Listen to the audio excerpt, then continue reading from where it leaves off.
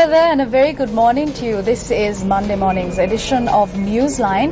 I'm Sonali Wanigabadage and with me is our senior journalist Faraz Shaukat Ali.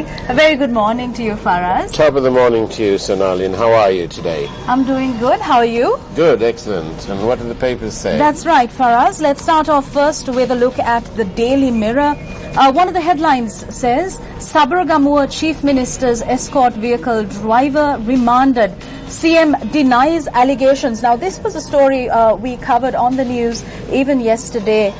The Chief Minister has denied allegations and the driver has come forward and said that he has been involved in the cannabis trade over a long period of time. Well, that's absolutely amazing because we also had reports that this vehicle was stolen. But, a true test of someone's character would be to examine those who surround him. And, that might be a good yardstick. But it's an amazing story. That's right. I think that also bodes well for former President Mahinda Rajapaksa. Absolutely, absolutely. Let's move on to the island. It says, it's on a connected note with our first story, Faraz. Dangerous Drugs Control Board chairman receives death threats. Now, this is a rather serious story where it says Chairman Dr. Nilanga Samarsinghe is planning to leave the country in the face of threats to his life. He said that an unidentified person had arrived at his residence in Ragama twice and threatened to kill him. The police have not yet taken any action so far. Well, that's deplorable because it's especially a person like Dr. Nilanga Samarsinghe, who's been in your face in this quest for good governance and clean politicians and so on, must be afforded every possible protection. Every second delayed is too much. Absolutely. And for us also, the general election is coming up. Exactly. Next month. And Dr. Nilanga has been involved in the process where he has been providing information to journalists on politicians who are allegedly involved in this drug trade. It's deplorable that the authorities are dragging their feet, because if something untoward was to happen to Dr. Nilanga, it would not bode well for not only this election process but also for our country's image, as we are now trying to recreate that image and rebrand it. No constitutional barrier to MR becoming Prime Minister, says Professor G.L. Peris, the former Foreign Minister of Mr. Mahinda Rajapaksa's government. Now, this is a headline from The Island. He says that there are no constitutional impediments with regard to the 1978 constitution, saying that former President Mahinda Rajapaksa can't be made Prime Minister. Well, I'm sure Professor Peris is right. But before all that, let's have a look and wait till the August the 17th and see how the people vote. That's right. Let's move on to the Ceylon Independent. It says, Prime Minister's cabinet memo causes consternation. For us, what's this about?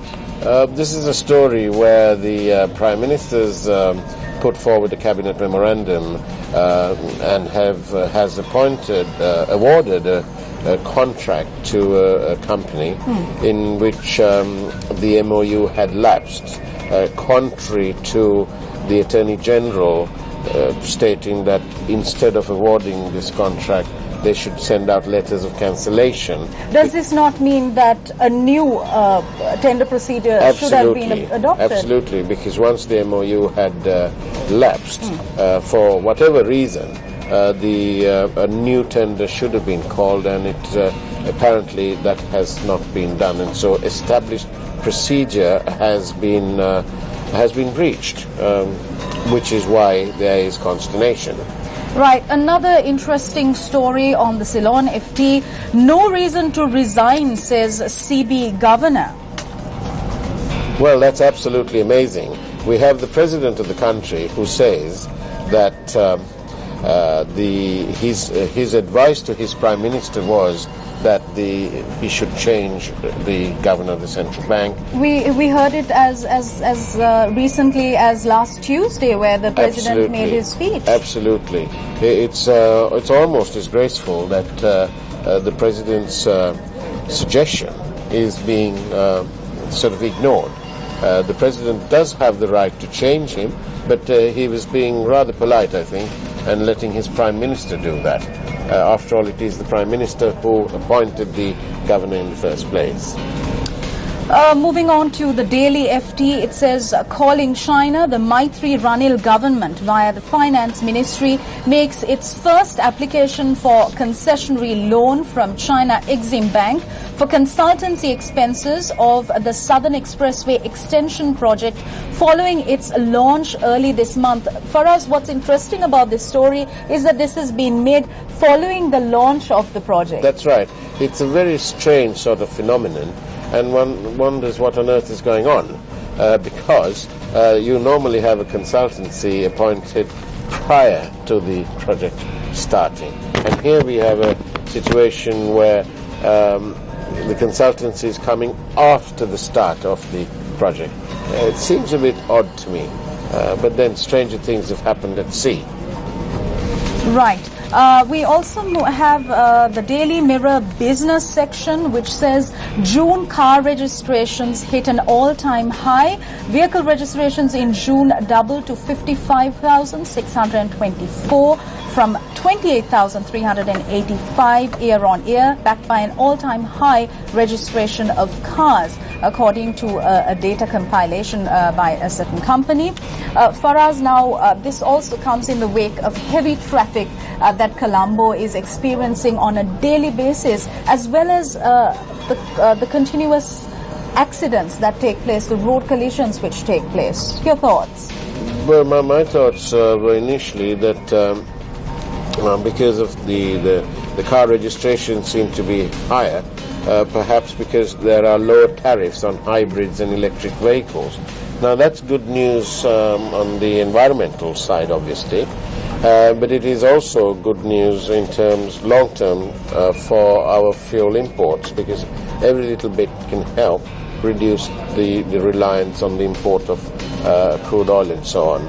Yes, but for us this certainly doesn't help the traffic situation, which keeps on increasing. Which is why there is a need to get on and complete the outer circular highway and so on, and to look at various traffic solutions. And the outer circular highway is obviously one such thing. And it also highlights why roads play an integral part of a country's development, and it helps mobility and so on and so forth. Right. Let's move on to Ceylon today. It says 51 civil society organizations to join UNFGG. This is the United National Front for Good Governance. For us, we've been seeing a lot of these organizations joining this united front in the recent past. Yes. They all seem to be coming together in support of one party, and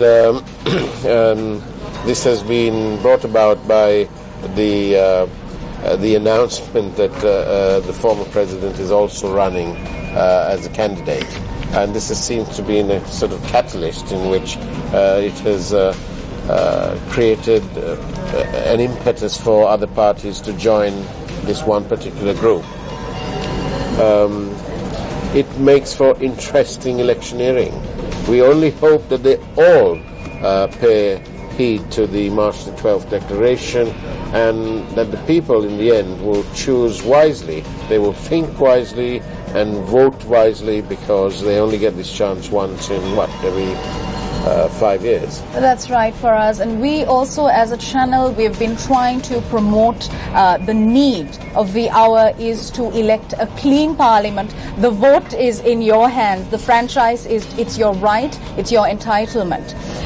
For us, I thought before we wrapped up the news this morning, we were talking about the June car registrations hitting an all-time high, and the traffic situation in Colombo and suburbs increasing as well. A 7-year-old child has been run over by a bus. This is in Didveniya on the Hangwella-Didveniya main road.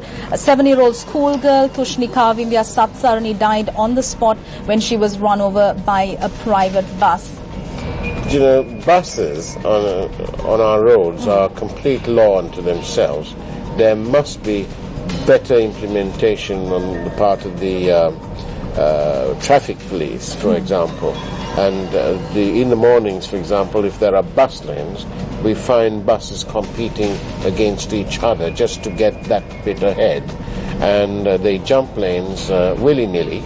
And the traffic police don't seem to be so active as we'd like, we as motorists, other motorists. Also, do you think we need do we need statutory do we need legislative enactments, amendments to sort of increase the penal sanctions that are imposed on? Well, I think better implementation of the existing laws would be sufficient.